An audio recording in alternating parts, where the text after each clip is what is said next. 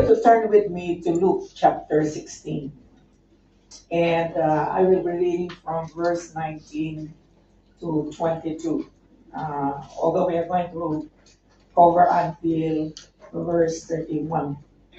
So, this is the word of the Lord. Nakalagay po diyan, there was a rich man who was dressed in purple and fine linen, and lived in luxury every day. At his gate was laid a beggar named Lazarus, covered with sores and longing to eat what fell from the rich man's table. Even the dogs came and licked his sores. The time came when the beggar died, and the angels carried him to Abraham's side. And the rich man also died and was buried. May the Lord add more blessing upon the reading of His Word. Ay, manalangin. Panginoon, kami po'y nagpapasalamat. Isang linggo na naman, narito kami, makikinig ng iyong mga salita. Dalangin ko, Lord, na bawat linggo na narito kami, lalong-lalo na ngayon, ay, Lord, matanggap namin ang iyong salita sa aming buhay. And sa umagang ito, dalangin ko, Panginoon, na muli ay maalaala namin na mayroong huling hantungan. And Lord, ang kahantungan namin, Panginoon, kung kami ay may pananampalataya sa iyo at kung kami ay namumuhay sa iyo na may pananampalataya at sa lahat ng hindi pa nakakaranas ng ganito. Dalangin ko, Panginoon, na sa araw nito, bago kami umuwi, ay magkaroon kami ng assurance na hindi ang aming kahantungan ay hindi ang dagat-dagat ang apoy, kundi ang langit na aming pinakamimiti. Salamat sa araw na ito. Sa iyo ang lahat ng papuri at pagsamba. Sa napakatamis na pangalan namin, Panginoon Jesus, and everyone would say, Amen. Today, the title of our message says there, Realizations in Hell. Now, hell as a subject is not a very comforting one, although it is. Okay? A lot of times, kaming mga pastor, iniiwasan namin ng mga subject na ganito. Kanya lang, isang mahalagang bagay na at least once or twice in a year, we would have to preach on something like this so that everyone is going to be forewarned. Okay? Now, I want you to understand that hell is real. Sabihin mo po sa katabi mo, hell is real. How many of you believe that hell is real? Do you really believe that hell is real? And yan lang, out of sight, out of mind. Hindi mo nakikita at hindi mo naalala, baliwala. Kaya paalalahanan kita ngayon. There are few misconceptions about hell. Now, somebody said that hell is a figure of speech. Talingaga lamang. At nais kong sabihin sa iyo na ang hell is as real as you have heard it. It is as real as heaven. Kung kayo ay naniniwalang may langit, may impyerno. Hello?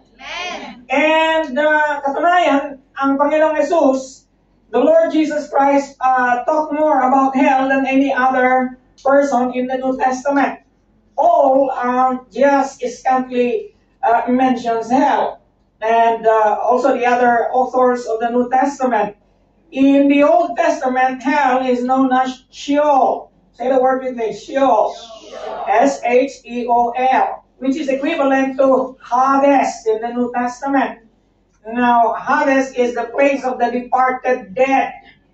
And if you are going to go to a Bible translation, it is hell. The translation is hell. Another term is Gehenna. Now, Gehenna is a place of burning. It is a figurative speech about a place in Jerusalem or a place in Israel where they burn garbage. And it is burning day and night. Now, that is a picture of a place called hell.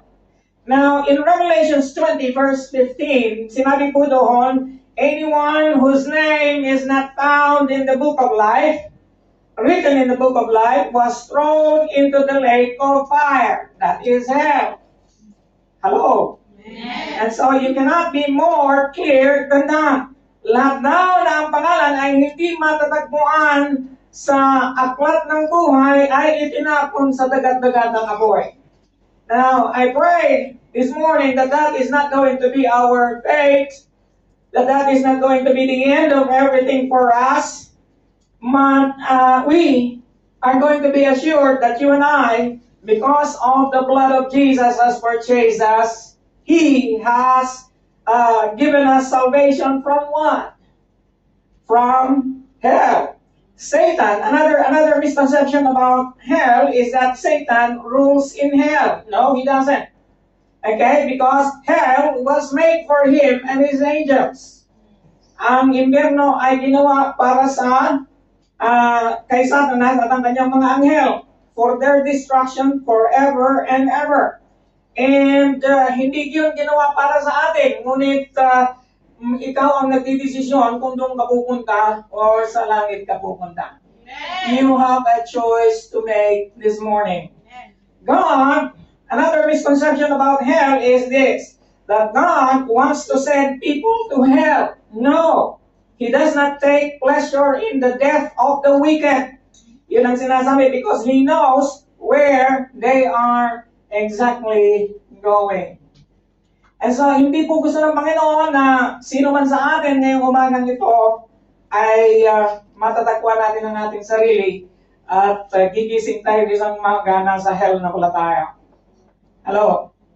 And so, tayo po ay binabalaan ng Panginoon sa kanyang salita. Sabi niya, fear not them which kill the body. Huwag kayong natatakot sa pumapatay sa katawan, but are not able to kill the soul, but rather fear Him. Huwag kayong matakot sa pumapatay ng inyong katawan. Matakot kayo na sa tao na pumapatay ng kaluluwa. And they able to destroy both soul and body in hell. Katakutan niyo siya na maaari niyang wasakin ang iyong kaluluwa at ang iyong katawan sa impyerno. Mga kapatid, there is hell. And there, more than any other time in history, our appointment with eternity is coming closer and closer every day. There is enough nuclear bomb to remove the whole earth out of its orbit. And where are we going to spend eternity? How many of you believe there is life after this one? Amen. And if there is life after this one, where are we going to spend eternity? Now, the text that we have just read is a story. Now, some people, and I have read a lot about in the commentary about this one, there are half of the Bible theologians believe that this is a true story. Others believe that this is a parable. Okay? My favorite ones belong to the parable part, but the others belong to the true story. Now, those who say that this is a true story, they say it is a true story because this is the only parable of the Lord Jesus Christ where He mentions real names. The name of the poor guy is Lazarus. Abraham was there, mentioned 3 times. Moses was even mentioned. And so this must be a real story. But anyway, I cannot tell you the arguments of both, but let's just accept that this is a story. This is a story of 2 persons. One was very rich. He was not named. He was very rich, and according to the text that we have read, he was dressed in purple and linen. Okay? Siguro ang brand niya ay DKNY. Okay, at his gate was laid a beggar named Lazarus, covered with sores, and he was described as being covered with sores. Mga ano nga uli ang sores sa Tagalog? Sugat. Okay, may mga sugat siya, and even the dogs came and licked his sores, and he was longing to eat what fell from the rich man's table. Nasa gate siya. Nasa loob ng bahay yung rich guy, and naaamoy niya yung mabangong samyo ng niluluto at kinakain ng mayaman. And he was longing to eat even the ones that fell on his table. Naranasan nyo na ba kung nung kayo maliit pa, wala kang ulam, tapos may nagluluto sa kapitbahay. Amoy mo yung niluluto. You are alone. Okay? So, nag-i-imagine ka lang habang kumakain. Dadapot ko ng kanin. Now, I kid you not, I grew up for a while at that particular situation. And ganun ang nararanasan nitong mahirap. And sabi nga, mga aso ay lumalapit sa kanya and licking his sores. He is so helpless. Now, in that short phrase, the Bible tells us of a disparity between the rich and the poor. And then it says there, the time came when the beggar died and the angels carried him to Abraham's side. Namatay yung mahirap, dinala siya sa Abraham's bosom na tinatawag. Now, is Abraham's bosom different from heaven? Abraham's bosom is considered as the paradise, the same paradise that the thief on the cross was promised when he said, Lord, remember me in your kingdom. Today you will be with me in paradise. Today you will be with me in heaven. Okay? Now, of course, there are a lot of arguments concerning this. I'm not going to tell you it's going to get much of our time. Now, the rich man also died and was married, and he found himself in Hades, or Hades, and that is hell. Now, throughout the Christendom or the history of Christianity, the doctrine about hell is a certainty. Billy Graham says, heaven is real and hell is real. And eternity is just a breath away. Walang hanggan daw. Eternity is just a breath away. Meaning to say that life is short. We do not know what's going to happen after this service. Okay? A lot of people in America would consider this message as a hate message. Okay? Siguro pagka sa Amerika, ka mag-preach ng hell, sasabihin nila hate speech yun. Bakit? The scripture wanted us, the Lord wanted us to prepare for eternity. The scripture is telling us that you have two places here to choose from. Either you are going to heaven or you are going to hell. There is no purgatory. Hello? Wala pong purgatorio, langit lang at saka impyerno. Hindi ka na po namin pwedeng ipapanalangin pagpatay ka na. Ngayon pa lang ipapanalangin na kita. Okay? Hello? So, huwag po kayong mag-isip na ipapanalangin ako ng buong bayan doon sa amin basta't ako'y magpapakain lang kada gabi. Itatawid nila ako sa purgatorio pupunta sa langit. Mga kapatid, wala pong purgatorio. Amen? In fact, sabi ni Erwin Lutzer, 1 minute after you die, you will be either elated or terrified. Isang minuto lang pagkatapos mong mamatay. Dalawang bagay lang. Maaaring ikaw ay elated, masaya, or you are full of terror. And it will be too late to reroute your travel plans. Hindi mo na pwedeng i-reroute, hindi ka na pwedeng magpalibok. Ano? Do you understand what I'm saying? Yeah. Hindi na pwedeng i-reroute ang iyong travel plans when you sleep behind the parted curtain. Your life will not be over. You have eternal life. Whether you call eternal life heaven or hell, that is eternity. Hello? Madalas narinig natin yung eternal life ay para lang sa buhay na walang hanggan, para sa taong ligtas. Hindi po. Kahit na hindi ligtas, you are going to live for eternity. But the thing is, are you going to be happy or are you going to be terrified forever? Okay? Your life will not be over. Rather, it will just be the beginning in a place of unimaginable bliss or indescribable terror. So, sana gusto mo? Siyempre, gusto natin lahat sa langit. Di ba? Okay? Nga lang, sit back and relax. And if you're going to be terrified, good for you. Because that is an indication that you are receiving the message. You see, a message about hell is for you not to be entertained. A message about hell is intended for you to be uncomfortable. A message about hell is intended for you to think, to rethink how you live the Christian life. A message about hell is in preparation for you to meet the Lord. Hallelujah. Who will judge the living and the dead. Amen. Hallelujah. Let's get back to the text. There is a contrast there. The contrast is between the rich and Lazarus, hell and Abraham's bosom. But both die. You see, the Bible says it is appointed for man to die. That is in Hebrews 9 verse 27.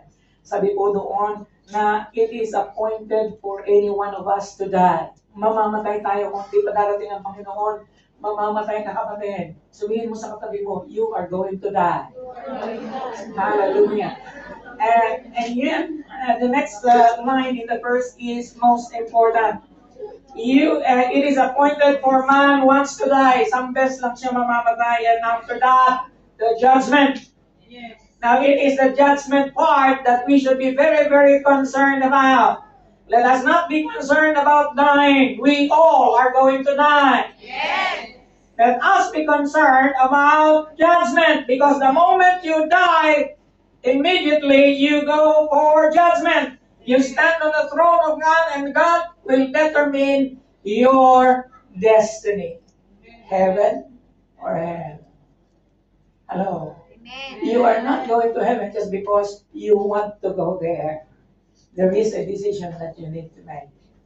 You see, in heaven and in hell, the definition of death sa lupa is this.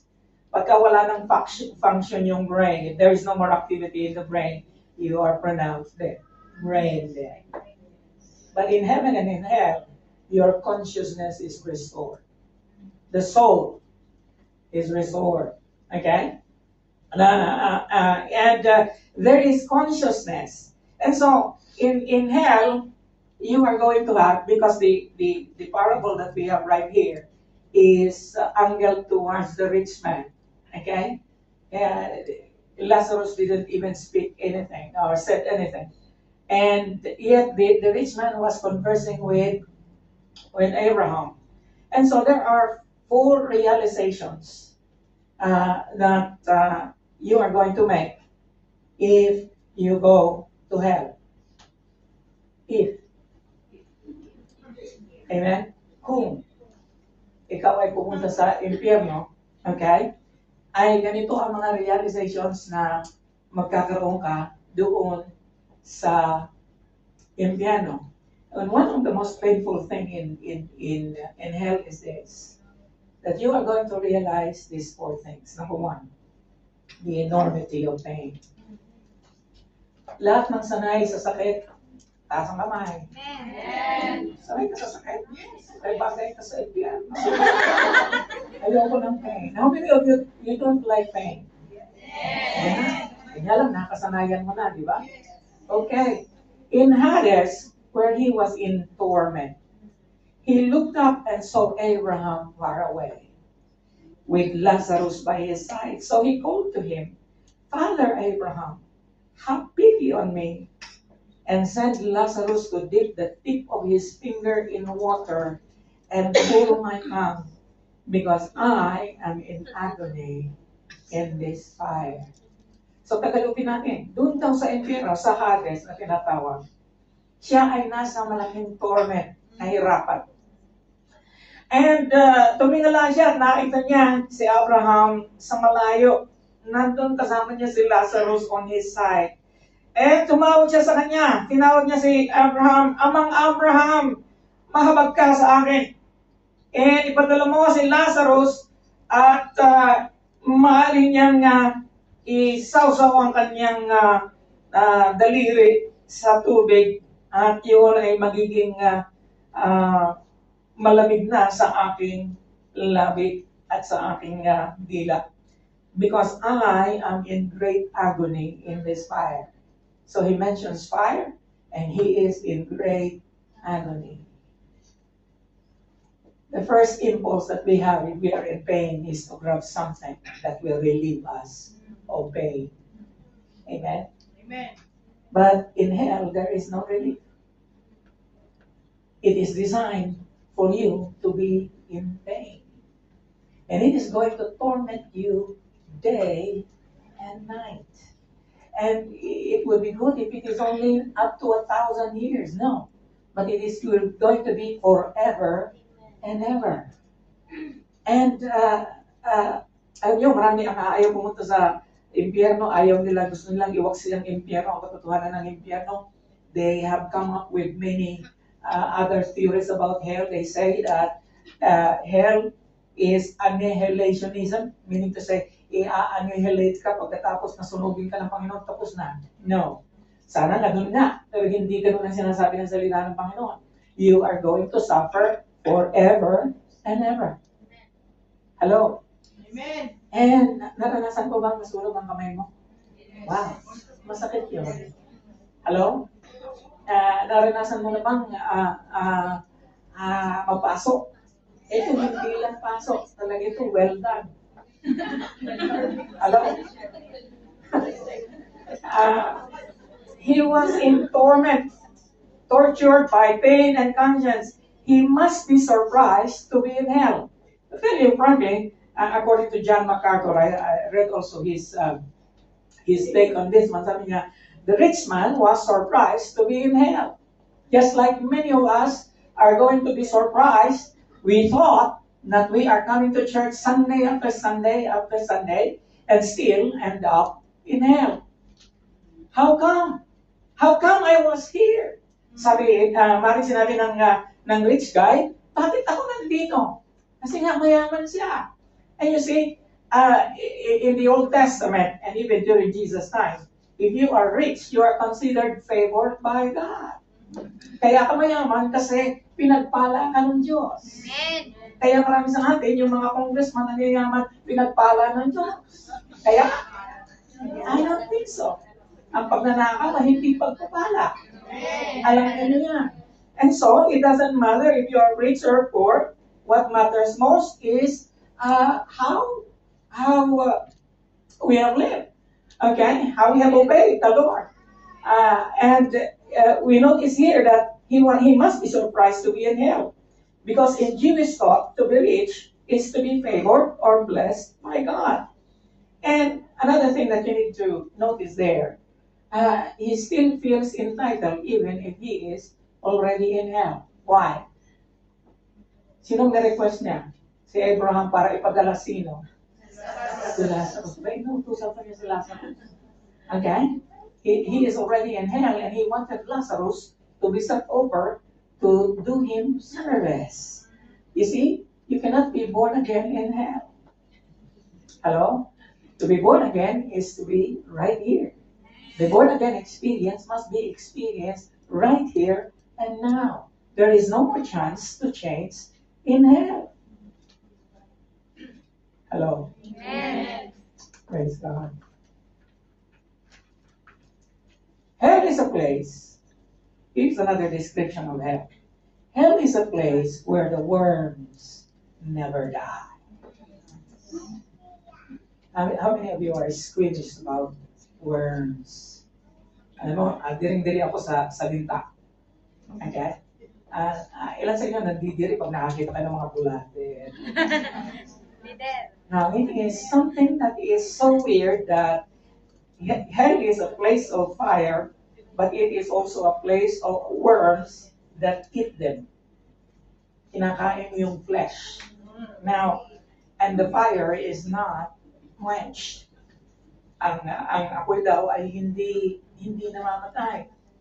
Mga kapatid, this make me thinking, paano kung nagkakaroon ng katawan ang isang patay na tao sa impyerno at saka sa langit? Sa langit, madaling sagutin dahil sa langit, sabi ng Panginoon, bibigyan tayo ng incorruptible body. Hello? And yet, Ganon din siguro, sinasabi kong siguro kasi I have no scriptural basis on this, but I believe in hell, you're going to be given a body to be tortured.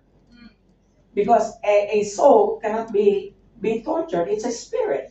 You see, we need a body for the worms to eat and never be consumed. But you can feel the sensation of pain.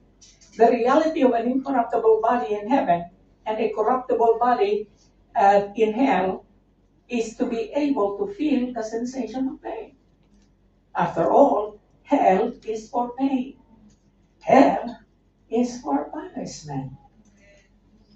Hello. Hallelujah. Madalas, nabanggit ko na ito nung nakaraang linggo, many times, just to feel good about or to comfort ourselves with our loved ones who have departed. Lagi natin sinasabi ito, He is in a better place right now. Hindi na ba napansin, lahat ng cross sa cemetery may nakalagay na rest in peace. Hindi kaya siya rest in pain? Hello? Okay? I don't know. I saw I read about a celebrity who died many years ago, and he died, and many of them will die of drug overdose. Okay? And someone said during the eulogy, one of his friend celebrity stood up and said, "Oh, you are now singing in heaven," because he was a singer. Okay? And you are entertaining God and the holy angels by your song. Kaya, she died of drug overdose. Hello. My friends, hallelujah. There is such a place as hell. Let no one deceive you with vain words. What people do not like, they try hard not to believe. Dahil ayaw mong pumunta doon, pinagwawalang bahala mo siya. Ngunit pag walang bahala mo man siya ngayon o hindi, there is hell. And there is an opportunity, there is a great opportunity, you're going to go there if you're not ready. My job today is to make you ready. And there is no other way to be ready than to have the Lord Jesus Christ as Lord and Savior of your life. Amen? Kaya nga binalaan tayo ng Panginoon. If your right eye causes you to stumble, okay? Gouge it out. Kung ang mata mo raw, mahilig tumingin ng kung ano-ano sa internet, mas mabuti pa itupitin mo siya.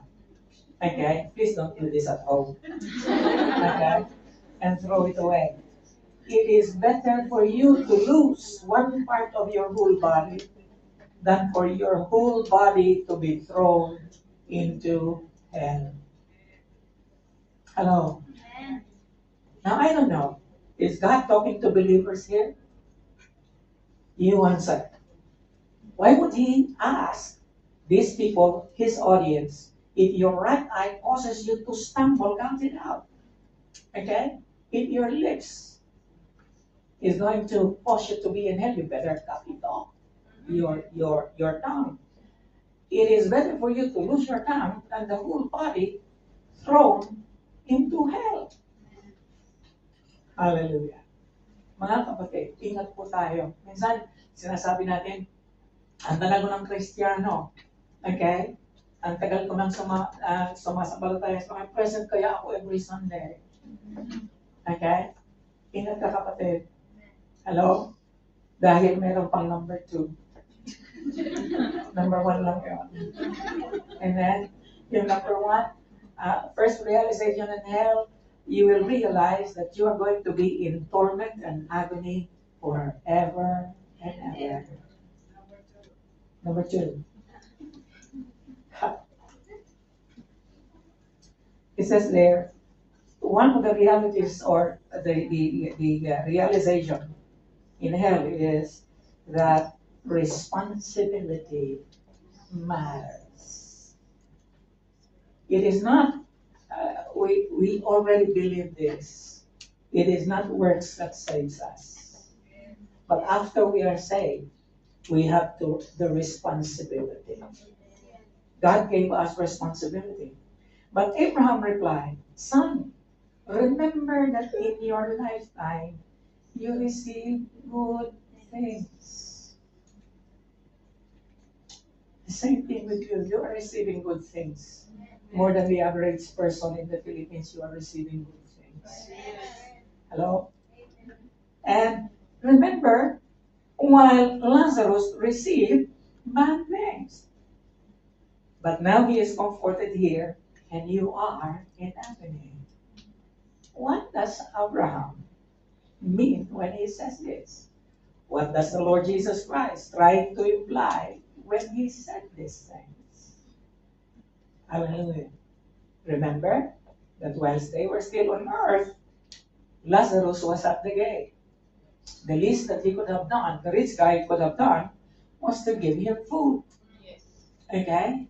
And yet, there is no, it is not being recorded here that he even had paid Lazarus a glance.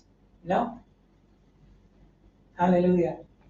Alam niyo, lagi kong sinasabi, lagi kong naalaala sa Bible, sabi, to whom much is given, much is required.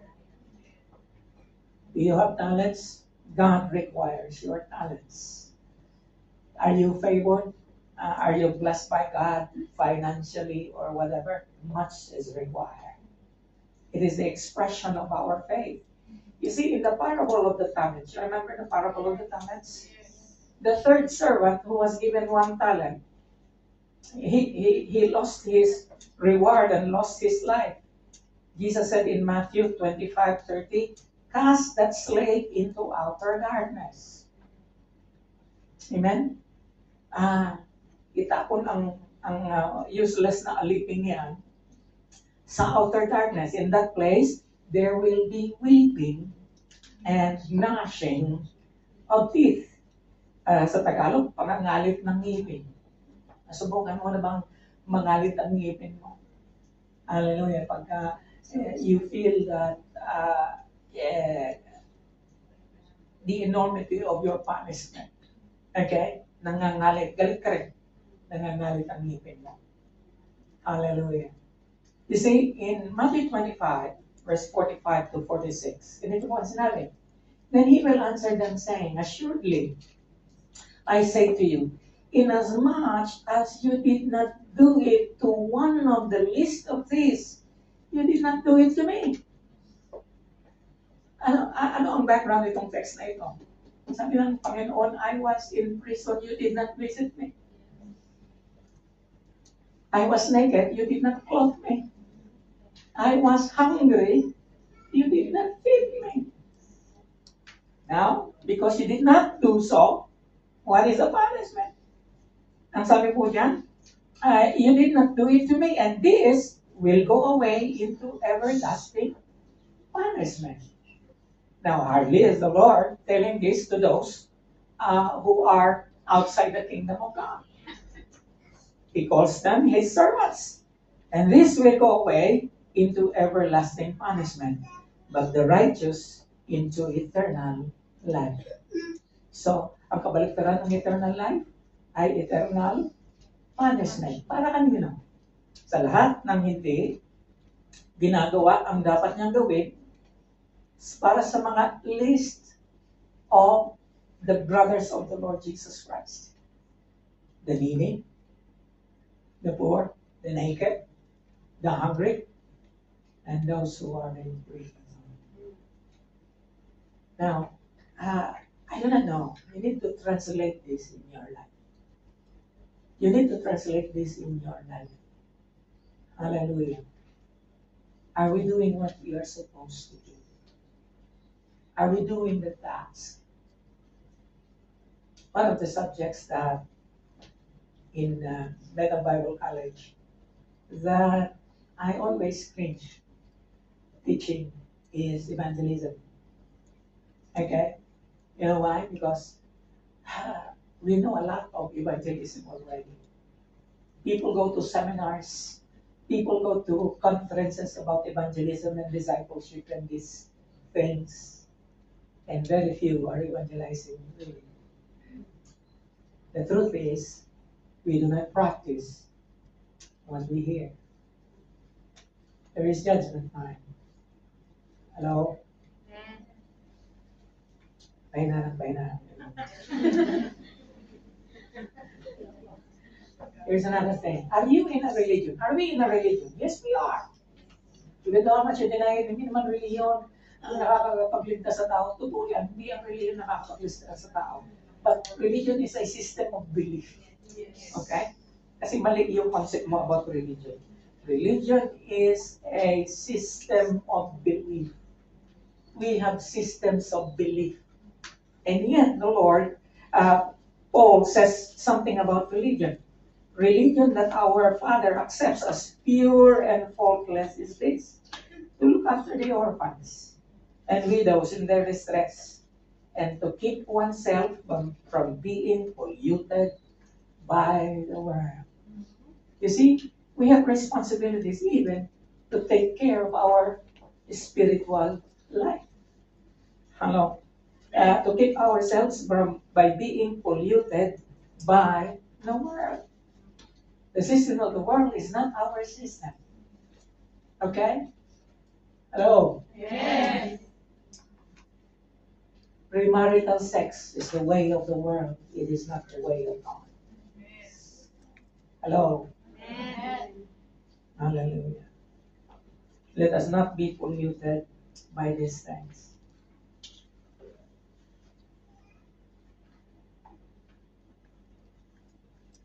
It is very hard to hear this from the lips of the Lord, and if it pertains us. Long before you are, you feel bad about the message. This whole week, I feel bad about this. Because there is a chance. Kaya nga sabi ni Apostol Pablo, I struggle because I do not want to be a castaway when Jesus comes. You know why? Some people are going to be called worthless servants into the outer darkness, where there will be weeping and gnashing of teeth. In hell they weep. In hell they gnash their teeth.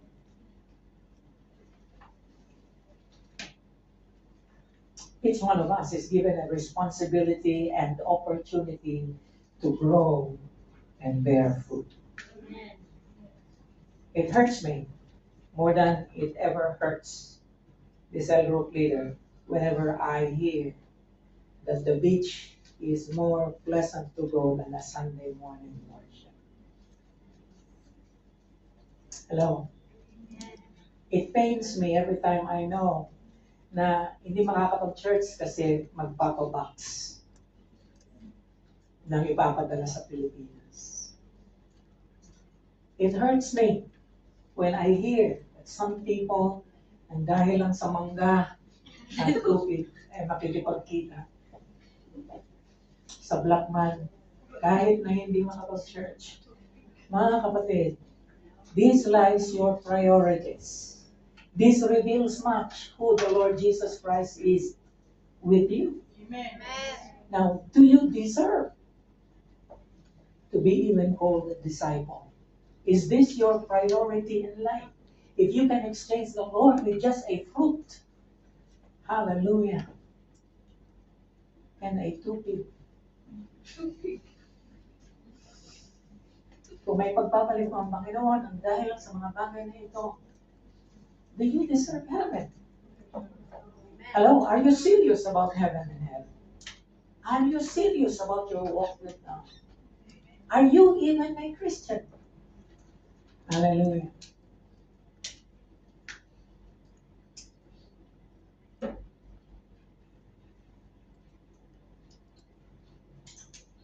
Back to the parable of the talents, the one given with only one talent did not even try, but buried his potential to grow. Minsan, kahit na mag-try man lang tayo, ayaw namin mag-try. It is easier to decline than to say yes. I am afraid for you. Amen?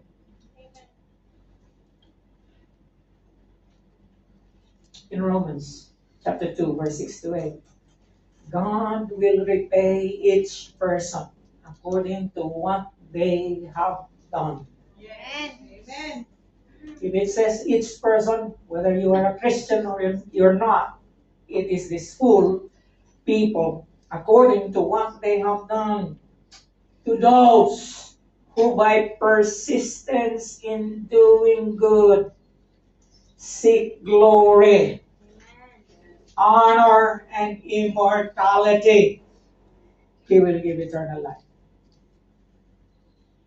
Hallelujah. But for those who are self-seeking, better going to the beach, better going hiking, you are teetering in hell. Hello? Amen. For those who are self-seeking and who reject the truth and follow evil, there will be wrath and anger. And you better argue with God, not me. I did not say this. The Lord said it. The Bible says it. Paul says it. This brings us to the third realization in hell. In hell, you will realize that relief is an impossibility. Imposible na magkaroon ka ng relief. Na kahit may isang patak lang ng tubig na dadalhin ni Lazarus para sa iyo, it is not going to happen. And besides all this, between us and you, a great chasm has been set in place, so that those who want to go from here to you cannot, nor can anyone cross over from there to us. And one of the amazing things is this. Sa langit pa lang, makikita mo rin ang impyerno. At sa impyerno, makikita mo ang langit. At maaaring para sa kwentong ito lang, if this is a parable, then this is just a fantasy. It's just a story to tell a moral lesson. But if this is a true story, then those who are in hell can see what is in heaven. And those that are in heaven can peer into hell. Now, isa pa ito sa magdadagdag ng pain sa iyo, na sana nandun ako. Kaya lang forever, hindi ka na makakatawid doon.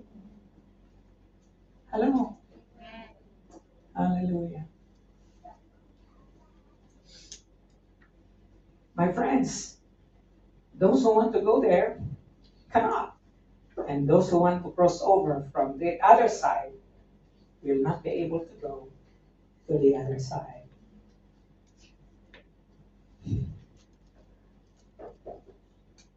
You see, there is no second chance after death. Nabanggit ko na ito kanina. Hebrews 9:27, no? It states, it is appointed for men to die once, and after that comes the judgment. As someone has said, there are no unbelievers in hell. When you are in hell, you become a believer. But it's too late. It's too late to be a believer in hell. Why? They just believe too late. Once a person dies, his eternal destiny is fixed. Kaya ngayon pala, kapatid, ay pagsikatan na natin. Amen, na lumapit sa Panginoon. Bakit? Siya ang ticket mo. There is no other ticket that is going to be given. It is a one-way ticket. Amen. Hallelujah. You better grab it. The chance is still here now. Is the day of salvation, not tomorrow. Amen. Ikaw na Sunday after Sunday nandito sa church, kailan ka pa magkukulit? Malagi ka lang bang watcher? Palagi ka lang bang spectator? When are you going to join? When are you going to enlist yourself and become an ardent supporter of the Word of God? When are you going to do that? Hello?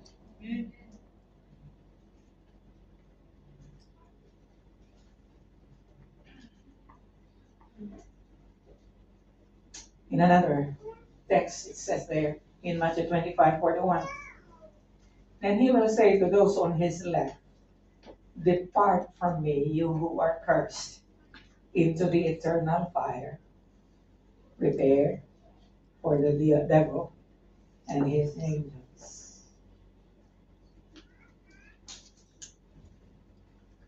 You and I are encouraged by the hope of heaven.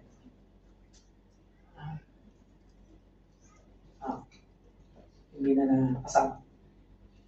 We are compelled by the horrors of hell. We know that this world is not all that exists. We know that every person on the planet is only here for a brief moment. And eternity lies ahead of us all.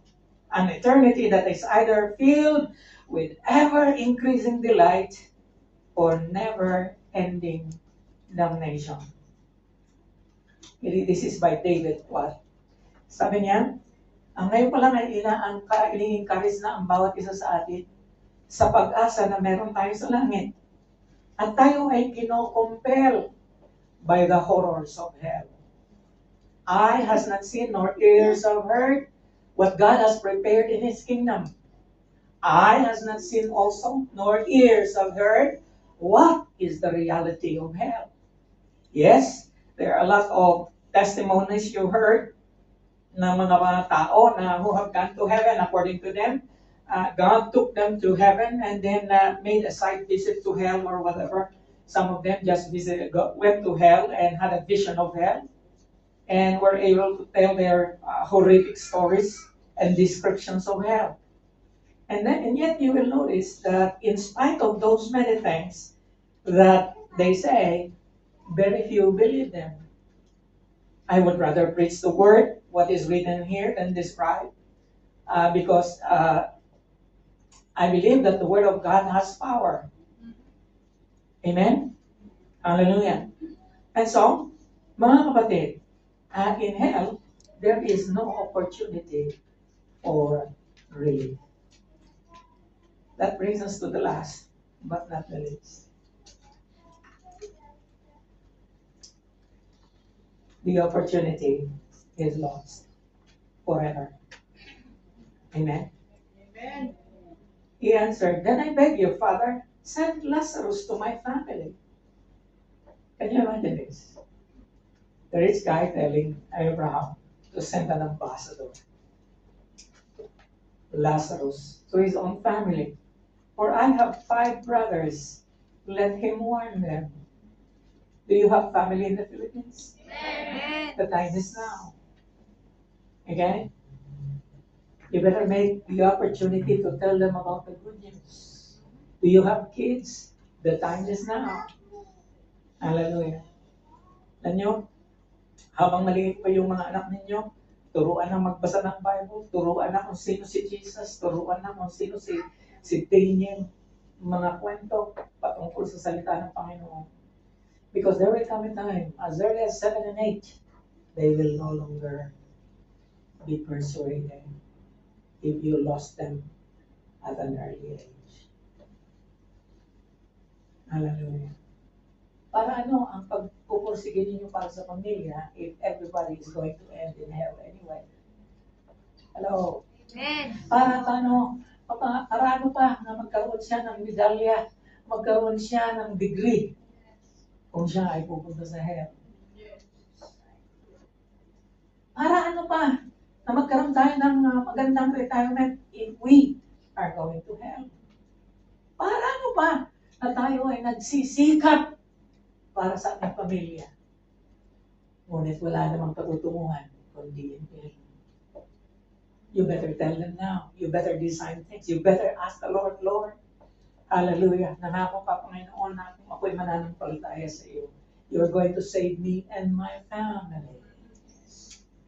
You better have to do your part. How many of you believe that we are nearer to eternity now than ever before? Yes. We are. We are. Hallelujah. And so, sabi ko, send Lazarus to my family, for I have 5 brothers. Let him warn them, so they will not also come to the place of torment. Abraham replied, they have Moses and the prophets. Let them listen to them. And then nag-protest pa siya, no, Father Abraham, he said, I heard about Moses and the prophets, but I did not believe. Wala po sa text yan. Dagdag ko lang. Okay? Bakit niya sinabi yun? Kasi nga, kilala niya si Abraham. I have heard about Moses and the prophets and what they said, but they will not believe. But if someone from the dead goes to them, they will repent. He said to him, if they do not listen to Moses and the prophets, they will not be convinced, even if someone rises from the dead. True. My friends, miracles do not convert people. Amen. You know what? There is only one person that can convert and convince by the Holy Spirit, and His name is Jesus Christ.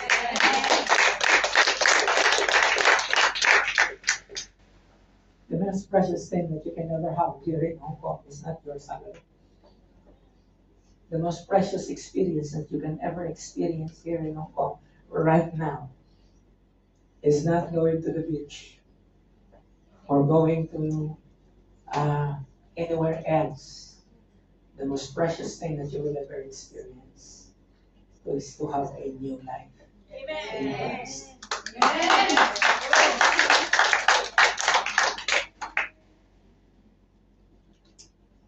They have Pastor Wendell and Pastor Ness. Let them listen to them. Amen. I magnify my office. I magnify my calling. I magnify the gift that God has given me. But that is just who we are.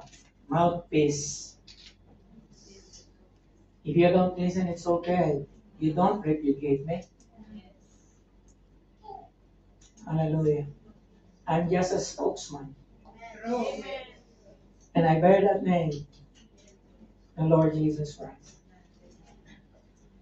Amen? Kaming mga pastor, kasi bakit sinabi ng salita ng Panginoon, they had Moses and the prophets? Kasi wala pang New Testament noong panahon yun. Yeah.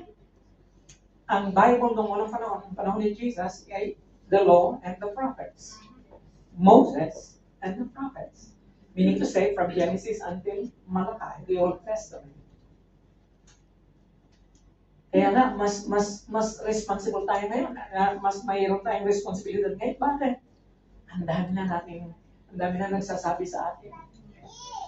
Uy, mag-church ka muna. Bago ka magpunta sa beach. Okay? Uy, mag-church ka muna bago ka mag-impake. Church ka muna bago i-meet mo yung iyong kamag-anak. Bakit ganun tayo?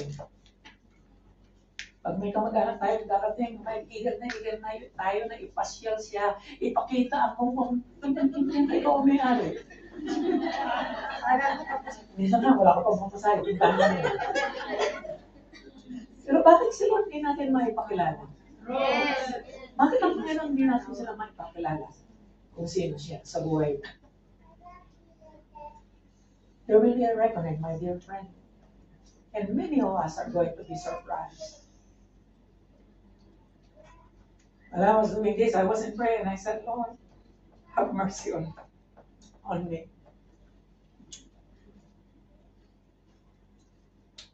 I do not like to be there. Amen? Amen. Hallelujah. A Sunday school teacher told his class the story of a rich man and Lazarus and then asked, now which of you rather be boys, the rich man or Lazarus? One boy replied, I'd like to be the rich man while I'm living and Lazarus when I die. You are laughing, but that is exactly what you are, what we are, including myself. Amen? Gusto natin habang nandito tayo sa lupa, enjoy natin lahat, wala namang masama doon. Kanya lang, kung ang ugali, katulad natin, katulad ng rich guy na yun, hallelujah, walang takot sa Diyos. Walang damdamin para sa gawain ng Panginoon. What will the end be of us? What will the end be? Then that brings us to this scripture again. The judgment of God is going to begin at this household.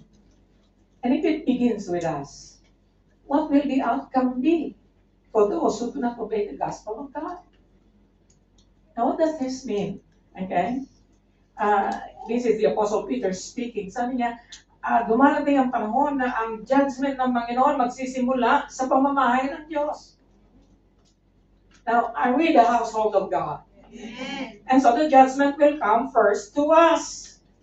And so, what will the outcome be of those who do not obey the gospel of God? So there are those in the household of God that does not obey the gospel of God. Hallelujah. And if the righteous is scarcely saved,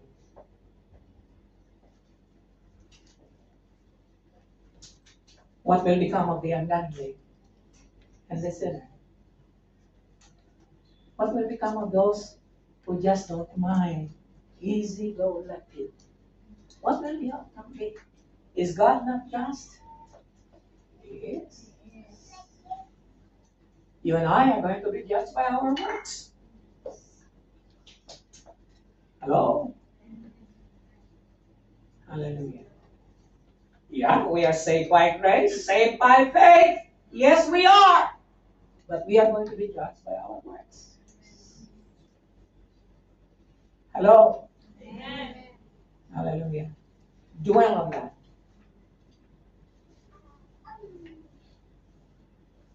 Second Corinthians chapter 6, verse 2. For he says, in the time of my favor I heard you. In the day of salvation I helped you. I tell you, now is the time of God's favor. Kapatid, naririnig ka ng Diyos. Nananalangin ka, Lord, tulungan mo ako. Ngayon na ang araw ng kaligtasan. You want to be saved for eternity? Now is the day of salvation. Now is the day we return to God. Now is the day we declare our allegiance to God one more time. Now is the day. Hallelujah. Now is the opportunity to embrace the Lord again. To be awakened from our sleep. Hallelujah. We have responsibilities as believers.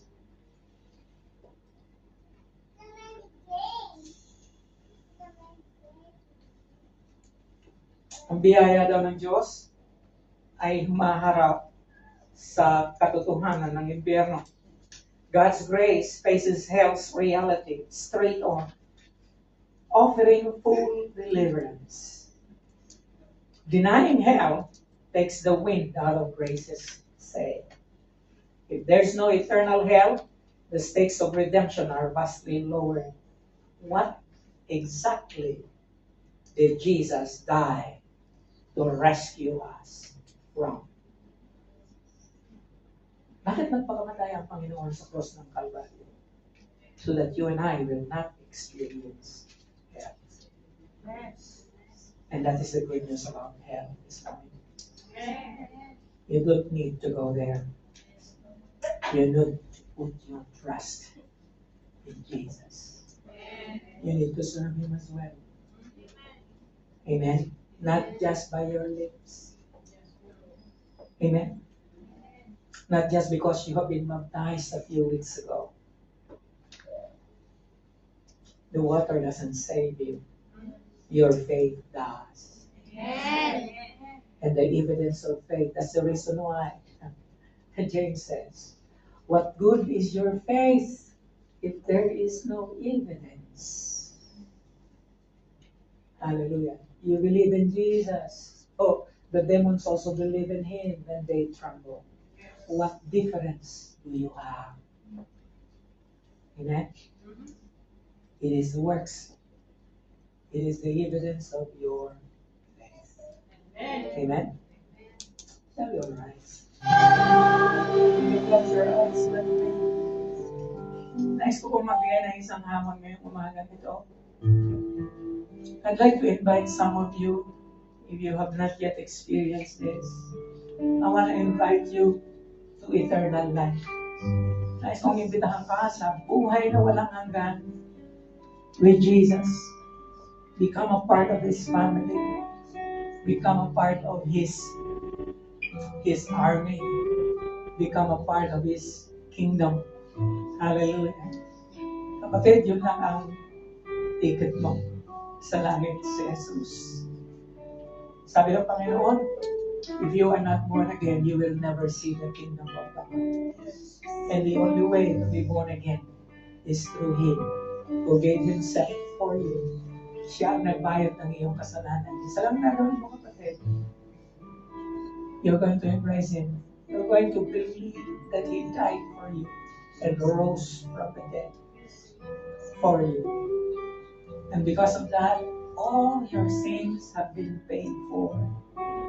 All the things that you ever done is being forgiven. That is if you're going to receive Him right now as Lord and Savior of your life. Hallelujah. That is the only way. There is no other way. Kung narito ka, alam mo na wala kang ugnayan sa anak ng Diyos. At yun ay ang ating Panginoong Jesucristo. Simple lang, kapatid. Lumapit ka sa Kanya. Humingi ka ng tawad sa Kanya. Yapusin mo siya. Mahalin mo siya. At ginagarantiyahan kita, kapatid. First and foremost, the Lord is going to give you joy. Second, He is going to give you peace that passes all understanding. Third, you are going to be reconciled with God. And that is the best thing that is going to ever happen in your life. Maybe you have this once before. At maybe nakalimutan mo, lumayo ka sa Panginoon. Ngayon din ang araw ng pagbabalik loob. And para sa lahat ng nag-aalinlangan, para sa lahat ng walang kasiguruhan, ngayon ang araw na magkaroon ka ng kasiguruhan, kapatid. Hallelujah. Nais ko lang na ihatid ka sa Panginoon. If you are the person I am referring to, huwag kang natakot, huwag kang nahihiya. Hallelujah. Hindi ka sumusuko sa akin, hindi ka sumusuko pa dito man. Hindi sa iglesyang ito, kundi sa Panginoong Jesus. Nakaharap mo ngayon. Nandiyan siya sa tabi mo. Would you invite Him in your life? Would you make Him the Lord of your life? There is nothing greater. There is nothing more blessed. Hallelujah. Than to have Him in your life. And so, ulitin ko ulit, kapatid. Huwag kang matatakot. Huwag kang mahihiyahan. Sa lang nais kong gawin mo, taas mo kamay mo. Papanalangin kita ngayong umaga nito. Ihahatid kita sa Panginoon. Yes, thank you for that time. Yes, another one day. Another one day. Yes. Yes, thank you for that time. Keep that hand raised. Keep that hand raised. Mananalangin tayo. Sumunod ka sa akin, panalangin, kapatid. Hindi ka nananalangin sa akin. Sabihin mo ito sa Panginoon. Sabihin mo sa Kanya, Lord, salamat po sa mensahe na aking narinig. Salamat, Lord, sa isa namang pagkakataon na binigay mo sa akin. Lord, salamat po. Panginoon, patawad po sa lahat ng aking mga kasalanan. Patawad po sa lahat ng aking mga pagkukulang. Patawad, Lord, sa lahat ng aking mga kapabayaan. Mga desisyong ginawa ko sa buhay. Patawad po, Panginoon. Sa iyo lamang ako ay nagkasala. Napakarami pong tao na aking nasaktan. Maging ang aking sarili ay nasaktan ko. Nang dahil sa mga maling desisyon. Nang dahil sa baluktot na daan. Panginoon, ibalik mo ako sa iyo. Lord, Gusto ko lang na magkaroon ng tapat na pakikipag-ugnayan sa iyo. Gusto ko lang, Lord, maranasan ka sa buhay ko. Gusto ko lang, Lord, na magbalik loob sa iyo. Binabalik ko, Panginoon, ang aking buhay sapagkat ikaw ang may-ari sa akin. Sa iyo, ako ay nagbabalik loob. Sa iyo, Lord, ako ay sumusuko. Salamat, Panginoon, sa iyong dakilang pag-ibig. Salamat, Panginoon, na napakabuti mo sa amin. Salamat, Lord, sa iyong pagmamahal. Lord, make me love you, Lord, the way you love me. Make me love you, Lord. Make me love you, Lord. Salamat po, Panginoon. Salamat sa araw na ginawa mo sa akin. Salamat sa buhay na walang hanggan. Salamat sa langit. Salamat sa mensahe na aking narinig ngayon. Sa iyo, pinagkakatiwala ang aking buhay, ang aking pamilya, ang aking kinabukasan. Kapatid, ako na lang mananalangin para sa iyo. Lord, salamat po sa buhay ng mga kamay nito. Panginoon, dalangin po na I pray for genuine conversions. I pray that there will be a turnover of a new life. I pray that the miracle of salvation will transpire. And I pray that the Holy Spirit, Lord, will be lodged in the heart of these your people. Salamat po, Panginoon, sa ministeryo na ginagawa mo. Ikaw lang ang magagawa nito, Lord. Sa iyo, pinagkakatiwala ang buhay ng bawat isa. Sa ngalan ng Ama, ng Anak, at ng Banal na Espiritu Santo at ang lahat ay magsabi na, Amen.